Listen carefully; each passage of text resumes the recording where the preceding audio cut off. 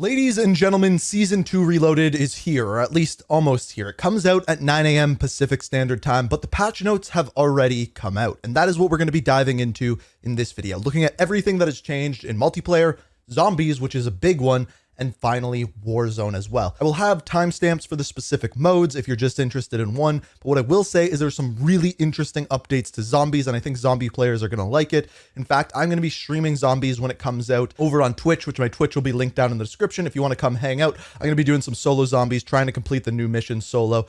So check that out, link down below. But until then, let's dive in and look at everything that has changed within Season 2 Reloaded. All right, so starting out with Modern Warfare 3, the new things, we have gone over this on Monday. We have DOS House, which is a 6v6 map, Skid Row, which is kind of an evolution of Skid Row, and then Airborne, which is an evolution of Terminal. We have our new weapons, the SOA Subverter, which is a battle rifle, and the Soul Renderer, which is a melee weapon. We have two new aftermarket parts, including the Jack Buzzsaw kit, which allows the Holger 5.56 to fire 2 bullets at the same time, and the Jack Outlaw, which makes the Bass B a lever action rifle. After this, we have the new modes, which is Bounty, which has a high value target, and Juggermosh, which everyone is Juggernauts. We also have our new events, which include the Dune, Warhammer 40k, and Vortex. After those three are done, we are moving into Season 3.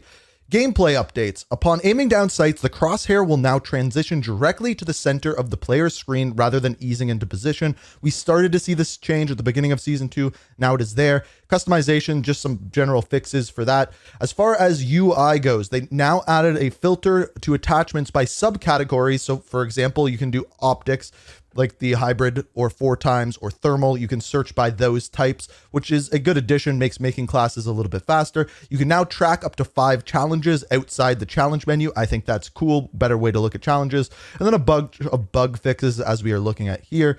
Fix several Season 2 weekly challenges. That is good. Many changes to maps. You can pause it here if you want to read through them. I'm not going to. And then we get into our weapon changes. So I'm going to go through these as quickly as possible. There's a lot of these. So starting out with the new weapon, the BP-50, increased minimum hip fire spread, increased maximum hip fire spread, increased tactical stance spread, increased aim down sights time, decreased aim down sights movement speed, increased horizontal recoil, decreased vertical recoil. So that's the only buff that we saw there. So overall, quite a big nerf to this weapon. The SVA 545 decreased sprint to fire time and decreased aim down sights time. That is a buff to the SVA 545. The Bass B got decreased maximum damage, decreased near mid damage, decreased maximum damage range, and decreased medium damage range. So pretty big nerf to the Bass B there. Sidewinder, we have decreased recoil intensity during sustained fire, so a small buff to that one. For the MTZ 762, for the conversion kit, we have decreased horizontal recoil, increased vertical recoil. So overall, just a different recoil pattern on that weapon. Some machine guns, we have the Ram 9, just some changes to a couple of different barrels, as you are seeing here.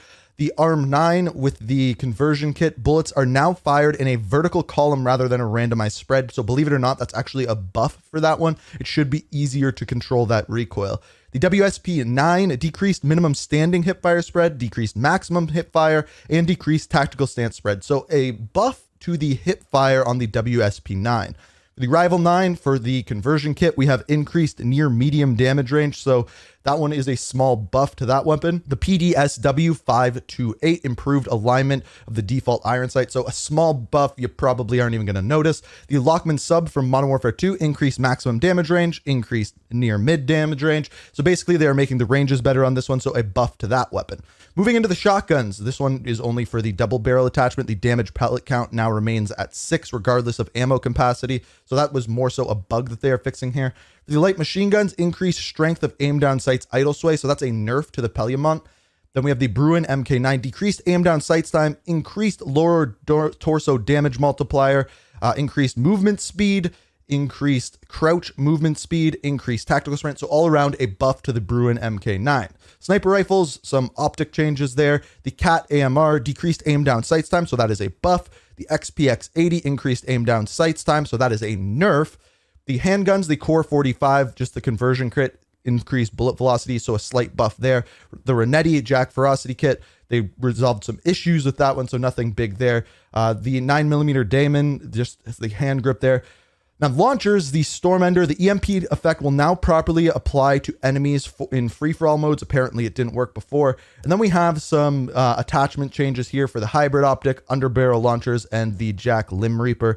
So you can pause there if you want to check it out. For equipment, just some bug fixes for the stun grenade and the EMP grenade. The field upgrade, the ACS, improved detection of objective flags near sloped surfaces. So again, a bug fix for that one. And then kill streaks, the cluster mine, and the remote turret, they fixed bugs with that as well.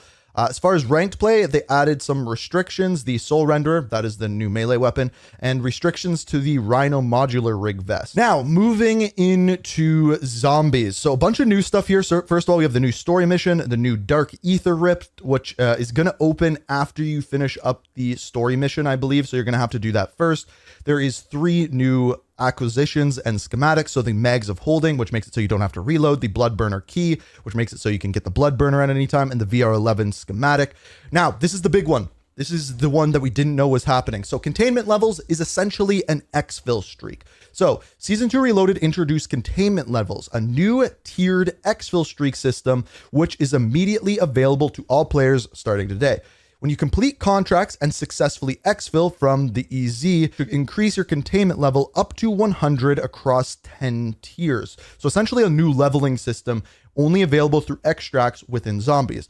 Rewards increase as your containment level tier increase. So essentially what they're saying here is there's 100 levels. And as you get to certain levels, you reach a new tier. So when you hit level 2, you hit tier 1 and you start with 500 essence. Once you hit tier 10 or level 100, I don't know why they need tiers. I don't know why they just can't have levels with the things associated with it. I think it makes it more confusing. But as you can see, by the end, you are starting with 5,000 essence and have a 20% discount on your Pack-a-Punch cost. Then says players who are unable to successfully exfil will be knocked back a single tier, not levels, tier. So if you're at level 100, it's actually going to knock you back 25 levels to tier 9. I don't like that with the way the game crashes. I also don't think for getting to level 100, I don't think starting with 5,000 essence is enough. I think it should be more than that, but let me know what you think down in the comments. Overall, good change. I just think the levels and stuff is going to need to change as it gets updated. We also have our new Warlord, which I believe is at Orlov Military Base. Contracts addressed multiple instances where contracts spawning Warlords at strongholds. Zombies, the Ether Worm, the Grey Lorm will now no longer track you to the exfil chopper. Zombies address multiple instances where zombies would be unable to target or follow players. Terminus outcomes, Warlords. Defeating a Warlord now grants a guaranteed Wonder Weapon case, so that's cool. That's a buff to that. And the Kiris, the new one, has arrived and will have a week-long spotlight in Season 2. So if you want to beat them right away, this week's going to be your week. I'm going to be trying to do that on stream later today. Hellhounds, players can no longer activate a dog bone well in water. I don't know what happened before. Then we have our new weapons in there as well, and just some overall changes to some weapons as a whole. Now, moving into Warzone. So first of all, we have our new area on Fortune's Keep, which is called Research Vessel. This actually moves around the map, so just a new POI to look at.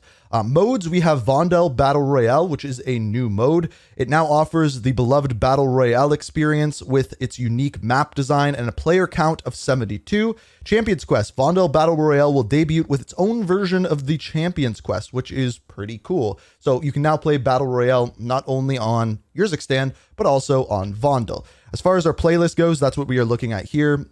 This week, we have ranked play trios and Fortune's Keep, of course. We have Plunder quads on Urzikstan. We have Battle Royale, solos, duos, and quads on Urzikstan, and then trios on Vondel. And then finally, at Resurgence, we have solos on Fortune's Keep, duos on Urzikstan's POI rotation, trios on Vondel, and quads Ashika Island. I don't know why it has to be so confusing, but it is, and that's what we're getting this week. If you want to check out the future weeks, you can check it out there.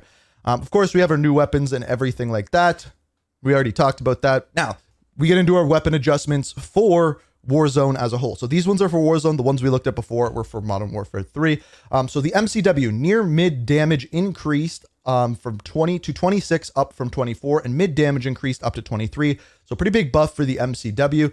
The Holger 556, max damage increased to 38, max damage range increased, mid damage set to 34. That's a new variable, so I don't know how that will affect it. And mid damage range set to 45.72 meters. So I think this is a buff at least up close. I think it's a nerf at long range, but I could be wrong about this one. The BP50 had a lot that changed to it. Max damage decreased, near mid damage decreased, increased hip fire spread. Just know the BP50 got a nerf. We don't need to go through all of that. It got nerfed. The SVA 545 decreased sprint to fire and decreased aim down sights time. That is a buff.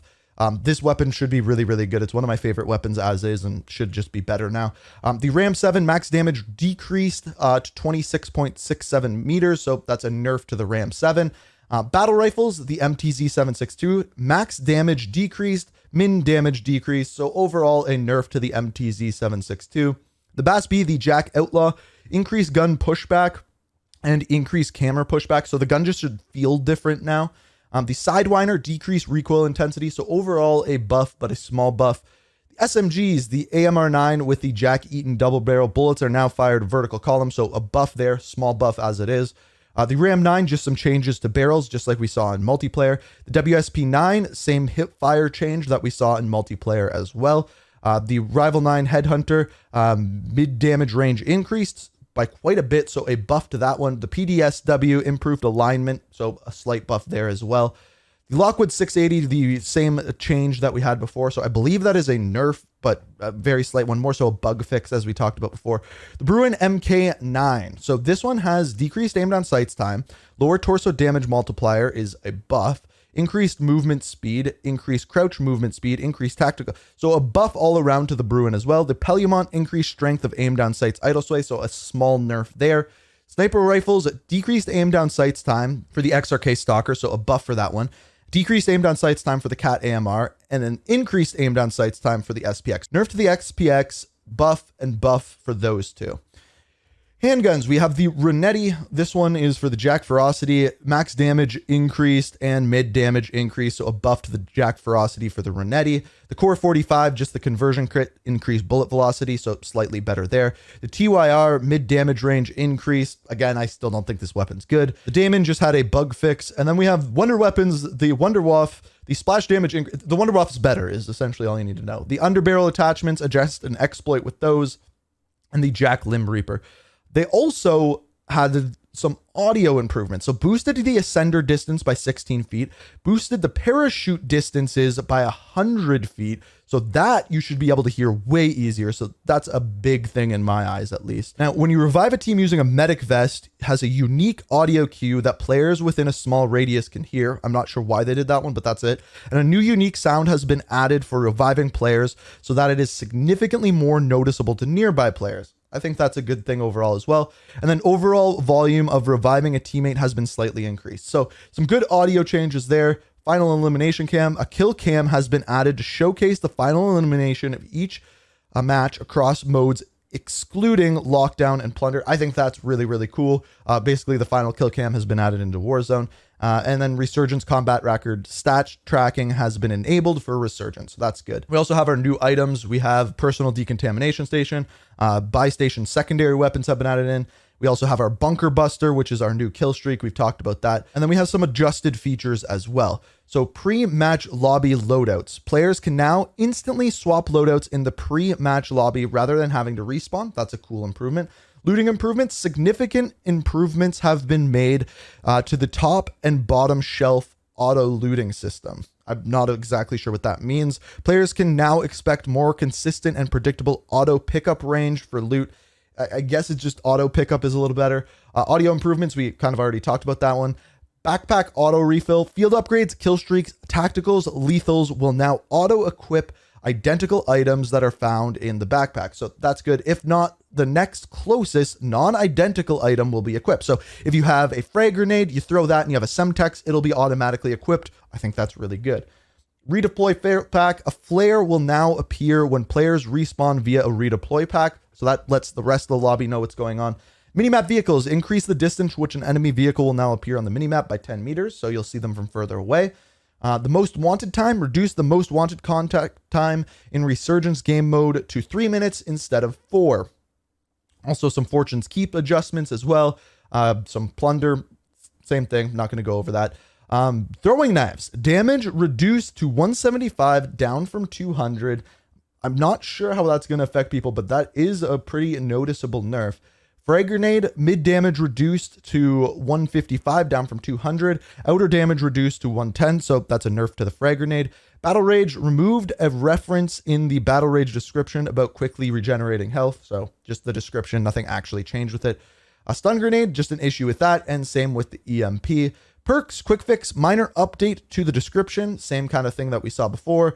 Warzone rank, the final placement, the values are now top 12 is 15 SR, top 830, top 550, top 360, and victory is 100. So that one is unchanged. Then we just have a bunch of bug fixes, and that summarizes it. So overall, I have to say, I think this is a pretty good update in Season 2 Reloaded. We actually got well more than we saw within the blog post that we got earlier this week.